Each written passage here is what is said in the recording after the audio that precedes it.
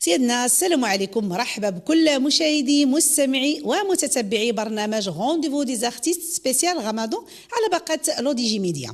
هذه الحلقة خاصة بصحاب الحال وصحاب الجدبة وجدوا راسكم ولأننا كنعيشوا أجواء روحية كلها أذكار، فضيفنا اختار فن أساسه الذكر بالموازين والإيقاعات، أو ربما هذا الفن هو اللي اختاره، فن يختار حتى عشاقه وكيخليهم أسيرين لآلاته الإيقاعية والكلام المنظوم والموزون.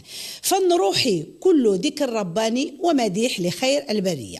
ضيفنا من المحافظين على التراث الفني القناوي وكيساهم باجتهاده وبطموحه باش يبقى دائما عالميا، خصوصا أن المنظمة العالمية لليونسكو اعترفت بالفن القناوي كتراث فني مغربي لا مادي.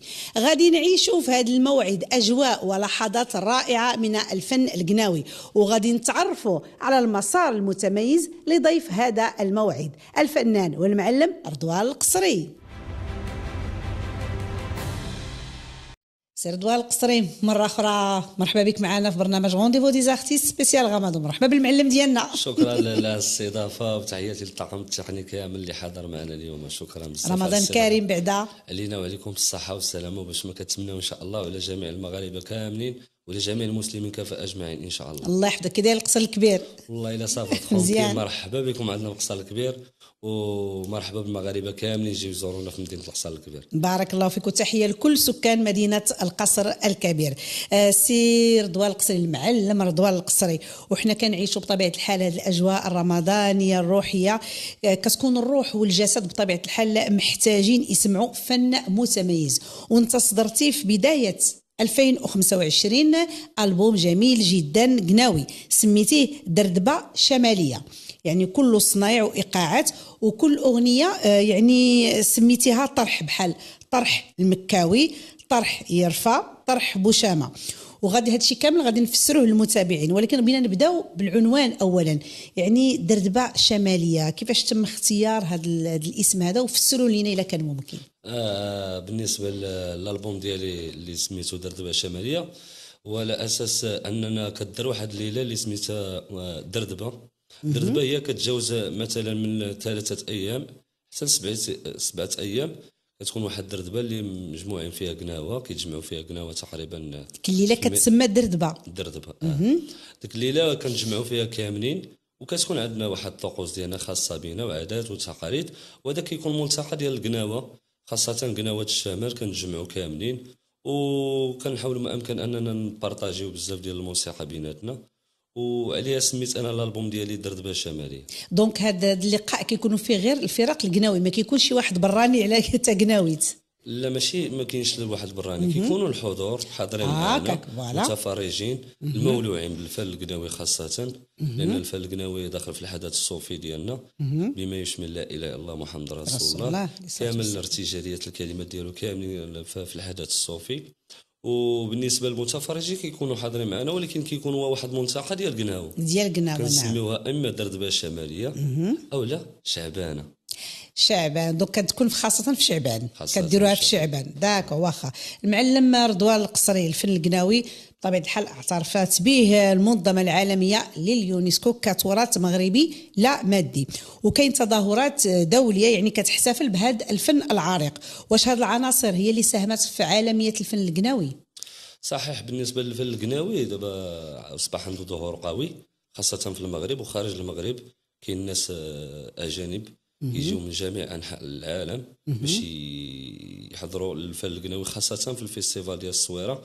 وبالنسبه للاعتراف ديال اليونسكو ما جاش من السهل. الاعتراف ديال اليونسكو خدموا عليه ناس اللي هما ازيد من 28 سنه هما خدامين على الفيستيفال الصويره. كنشكروا جمعيه يرما ولا راسهم رئيس جمعيه يرما السي عبد السلام آلي كان، نعم، والسيده نايله التازي، وكاع الطاقم ديال الجمعيه اللي خدموا على هذا الاعتراف هذا باش جا ماشي من السهل، رغم ان كاين اكراهات بدنيه ديال بزاف د الحاجات، ولكن الحمد لله هما لحد الان مازالين مناضلين، رغم ان كاين بزاف ديال التعب وبزاف ديال الحوايج، وكنتمنوا لهم مسيره موفقه، وحنا كنقدروا المجهودات اللي كيقوموا بها هذه الجمعيه هذه باش تحتضن الفيستيفال ازيد من 28 سنه. نعم، ماشي ماشي سهله. الاستمراريه ماشي من السهل لا ماديا ولا معنويا، والانسان كيفرغ من الطاقه ديالو وكيسمح مثلا في وليداته بزاف د الحاجات، وكيجي على اساس انه باش يعطي واحد اللمعه للفن القناوي ويحتضن المعلمين اللي هما كبار اللي تاهما اشتغلوا في هذا الفيستيفال النجاح ديالو. فلهذا هذا شرف لينا وشرف للمغاربه كاملين. الفيستيفال الصويره ما نساوش واحد النقطه اللي هي مهمه باللي الفيستيفال باللي راه كيحرك الاقتصاد ديال المدينه الصويره. طبعا من اي حاجه، من المواد الغذائيه لي زوتيل، كلشي كيخدم كتولي الصويره وجهه سياحيه مهمه. نعم، كتولي وجهه سياحيه كما قلتي مهمه، وكيبقى خدام واخا كيدوز المهرجان كتبقى الوجهه السياحيه تما، كيجيو الناس السياح من انحاء العالم باش يجيو لك المدينه ويزوروها.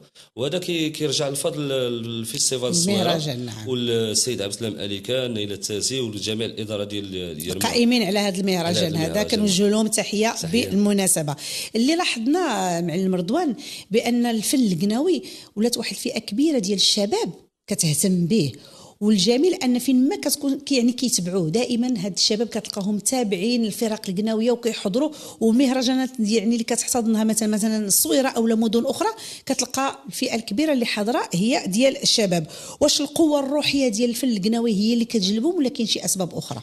بالنسبه للكثافه ديال الجمهور اللي كيجي، راه العام اللي فات في السنه الماضيه 2024 واحد رقم خيالي ديال المتفرجين شباب، منهم عناصر صغار وناس كبار. الفن القناوي ما عندوش واحد الوصف، عنده واحد اللون ديالو اللي كيخلي الانسان انه يجي يتصنت لك الموسيقى. الايقاعات ديالو ولا شنو هو السر؟ هو بما يشمله كامل، فهمتيني، بالنسبه للموسيقى ديالو ولا العادات ديالو ولا التقاليد ديالو، خاصه في الفيستيفال ديال الصويره كتجبر الناس بزاف كيجيو يتفرجوا، وفي نفس الوقت كيستمتعوا بواحد زوين وكيستمتعوا بديك العطله. انت كتعرفي الفيستيفال كيكون في واحد الوقت ديال العطله. نعم. وهذا لينا الشرف ان يكونوا بزاف ديال المتابعين كيجيو لك المدينه وكيتفرجوا في الفيستيفال. وبالنسبه كما قلت لك الفن القناوي عنده واحد النغم ديالو خاص، والحمد لله وصل دابا للعالميه وكاين المحبين ديالو بزاف، وهذا لنا الشرف لنا ان يكونوا عندنا متابعين بزاف في هذا الميدان. والدليل حنا كنشوفوا كنا شحال هذه كنسمعوا المعلم يعني في الفن القناوي كيكون راجل كبير، ودابا ولينا كنلقاو لي جون، وهذا الدليل معلم قناوي صغير شاب تبارك الله عليك ما شاء الله عليك. الحمد لله هذا السند ديالنا من المعلمين الكبار اللي تعلمنا معاهم بزاف الحوايج ورشدونا الفن القناوي، وهذا كانت ولاعه ديالو منذ الصغر. نعم، منذ الصغر بطبيعه الحال. كتبدا هذا الفن هذا الا بغيتي تبدا منذ الصغر باش تفهم القواعد ديالو. الحمد لله قواعدو كلها. نعم، حاولنا ما امكن اننا نمثلوا الفن القناوي باحسن صوره، وفي نفس الوقت كنمثلوا مدينتنا اللي هي مدينه الحصان الكبير اللي عندها ثقافه ديالها خاصه بها، لان الفن القناوي كل مدينه عندها واحد الثقافه ديالها وعندها اللهجه ديالها وعندها الطقوس ديالها. نعم. فلهذا الحمد لله حنا دابا كنحاولوا ما امكن اننا نرفعوا الرايه ديال المغرب، نبينوا الفن ديالنا للعالم يفهموا شنو هو الفن القناوي. والحمد لله دابا راه وصل الظهور ديالو طبعا العالميه، وكنشكروا جميع الناس اللي كتساندنا بطبيعه الحال. ايوا السي رضوان المعلم ديالنا، ايوا نسمعوا شي وصله قناويه بطبيعه الحال. صحيح، ضروري في الشهر المبارك ان شاء الله جمهورنا ان شاء الله الناس اللي كيتابعونا ضروري متابعه الحال غادي نديروا ان شاء الله واحد وصله غنائيه ان شاء الله سيدي. وكنتمناو من الجمهور ديالنا تنال الاعجاب ديالهم. اكيد مشاهدي لو دي جي ميديا في هذا السمر الرمضاني الجميل اللي كنصادفوا فيه المعلم القصري والمجموعه ديالو، غنبقاو مع وقفه اولا وصله غنائيه قناويه. وجدوا لي راسكم ما تمشيو فين، حنا راجعين لكم. اللهم صل عليك يا رسول الله، اللهم صل عليك يا حبيب الله، اللهم صل عليك يا نبي الله يا جان يا مولاي محمد.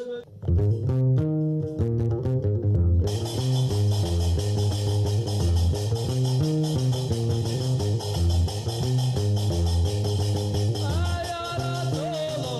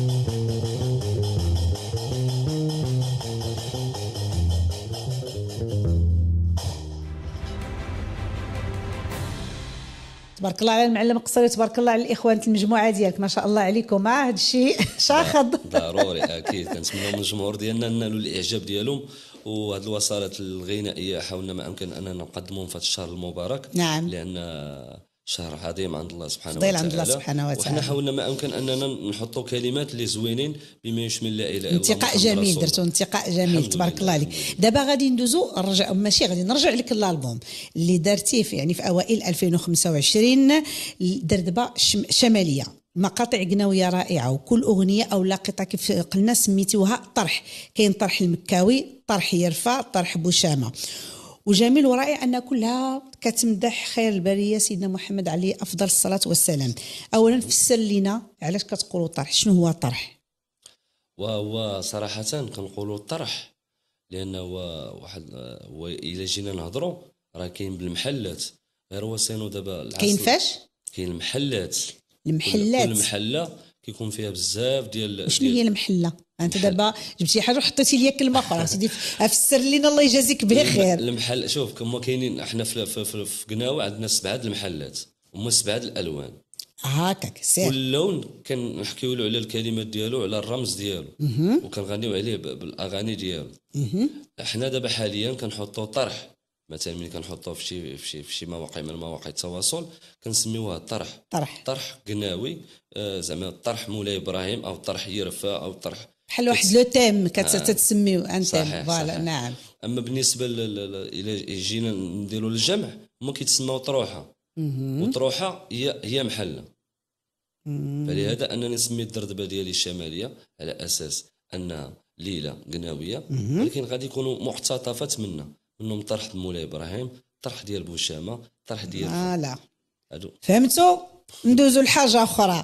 السي رضوان او المعلم رضوان، المدح والذكر بايقاعات قناويه او الفن القناوي بصفه عامه كنشوفوه بزاف كيكون مناسبات، يعني كيجي في مناسبات معينه كتلقى يعني الفرق القناويه كتخدم بكثره، وانتم تبارك الله عليكم كشباب فنان شاب خرجتوه من هذا المحيط هذا ديالو، بغينا انكم او بغيتوا انه ما يبقاش غير مناسباتي ويكون بصفه يعني دائمه. كيفاش درتوا هذه القضيه دي؟ كيفاش قدرتوا تمرروا هذه المساله هذه؟ دابا كان بالنسبه للفن القناوي كان كيكون مثلا في المناسبات، نعم، بالنسبه لذكرى المولد النبوي كيكونوا حفلات روحانيه، وبالنسبه في شعبان دابا حاليا دابا ولاو لي كونسير كاين بعض الحفلات كيداروا، وباش ننشطوا باش يبقى هذا الفن ديالنا دائما رائج، ما نستناوش من السنه للسنه. نعم. بس هي كانت غير عاده. نعم فهمتيني. دابا ولينا سنويا كنخدموا به في لي ريستورون في جميع البلايص، دابا كتلقى فيهم قناوه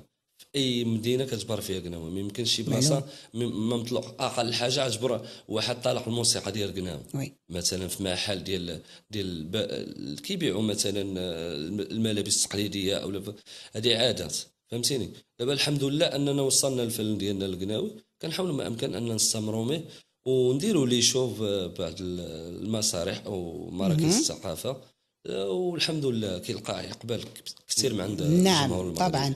واخا المعلم رضوان القصري قبل ما تحصل على لقب المعلم بطبيعه الحال مرتي من مجموعه ديال المراحل، يعني ما كيمكنش الواحد يجي بدقه واحده وكيتلقب بالمعلم، كيكونوا مراحل او تكوينات كيدوز منها. صحيح. دونك قبل ما تولي تاخذ لقب معلم دزتي من مراحل.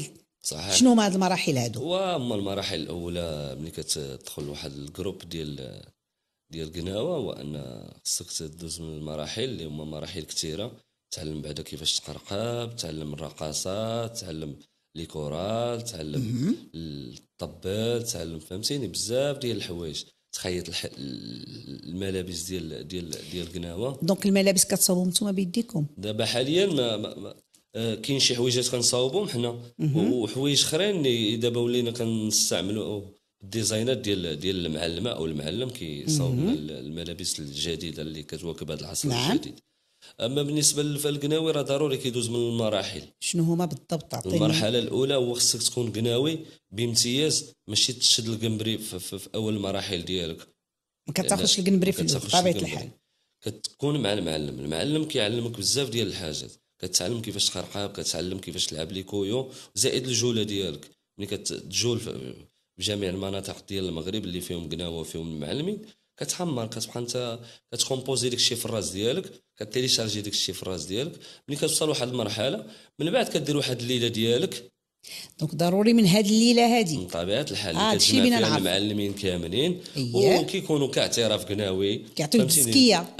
داك الشيء شفوي، ولكن كتكون عنده واحد اللذه ديالو، واحد الحلاوه ديالو. كيكونوا حاضرين المعلمين كاملين وكيشهدوا لك بلي انك صافي انت وليتي معلم. فنان ومعلم. والحمد لله دابا حنا كنمتازوا غير بديك الصفه ديال الفنان، لان كشباب كنقولوا تنوصلوا لواحد لاج ماشي ضروري يكون كبير عاد باش ياخذ لقب معلم، من لا. طبيعه الحال، من طبيعه الحال كاين الناس كتشرفنا الحمد لله. دائما في بعض المرات كنكون في جميع المدن صراحه، كنتلاقى مع ناس كيعرفوني وكيسميوني بكلمه المعلم، وهذا شرف لي لانني كنت انا من ضمن المعلمين الكبار الحمد لله.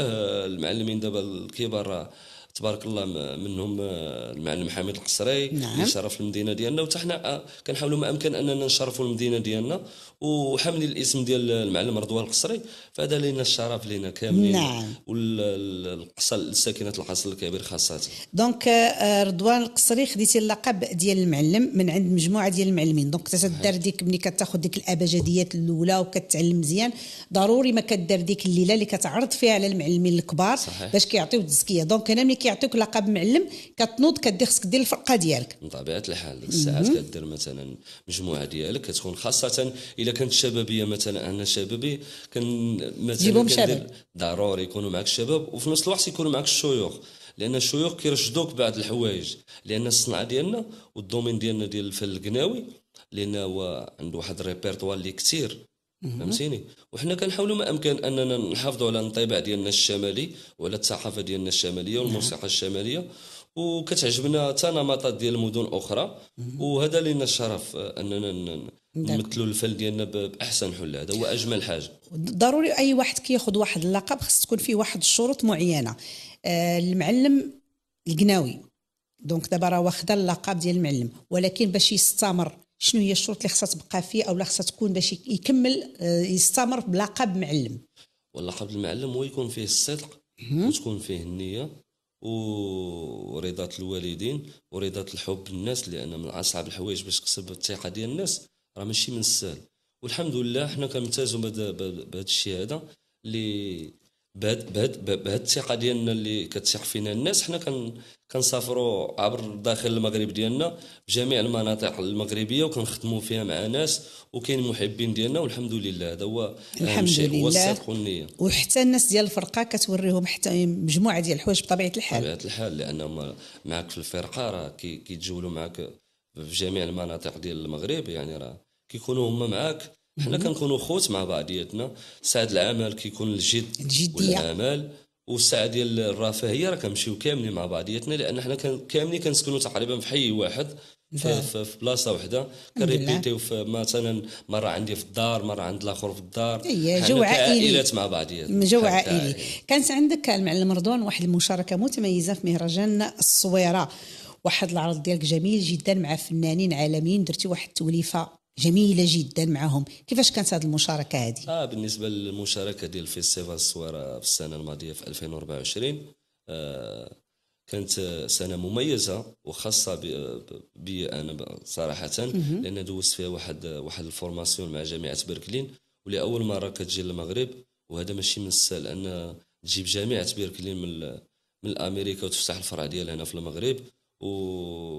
والمهرجان الفيستيفال ديال الصويره وجمعيه يرما خلصت علينا باش ندوزوا الفورماسيون، وجات بواحد الارقام خياليه ديال المال باش دخلت لعندنا هنا المغرب باش تسجل الحضور ديال الشباب ديالنا ويكتسبوا مهارات. فكانت دوره مميزه الحمد لله، ودوزنا مع ديك الاجانب واحد اوقات ليا زوينه، وتبارك الله دوزنا واحد الشو مع بعضياتنا وتقاسمنا بزاف الحاجات.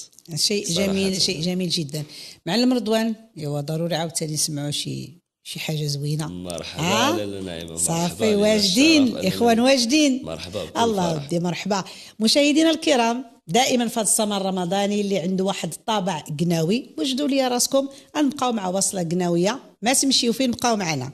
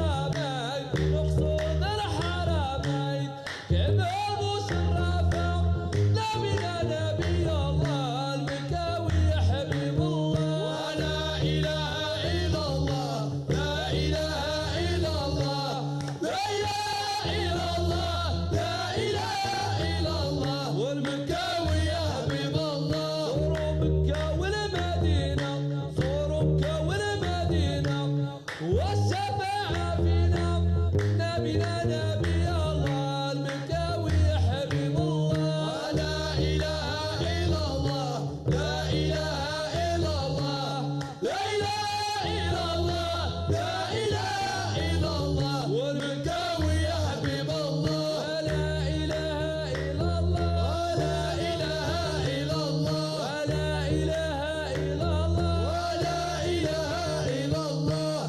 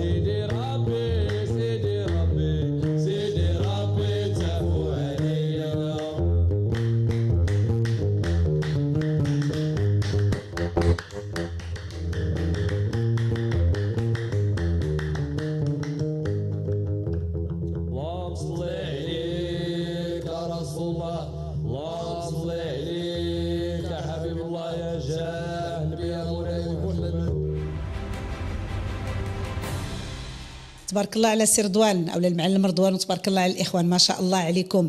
معلم رضوان، دابا تبارك الله عليك تجيد الفن القناوي بواحد البراعه، ما شاء الله عليك. واش ما كتشوفش راسك شي نهار انك تقدر فوالا تحول وتدير شي فن يعني لون غنائي اخر تلقى راسك فيه؟ وصراحه هو بالنسبه للون الغنائي اخر، كنحاول ما امكن انني ندير بزاف ديال النمطات كيعجبوني، خاصه التراث المغربي ديالنا الاصيل، كنحاول ما امكن اننا نحافظوا عليه.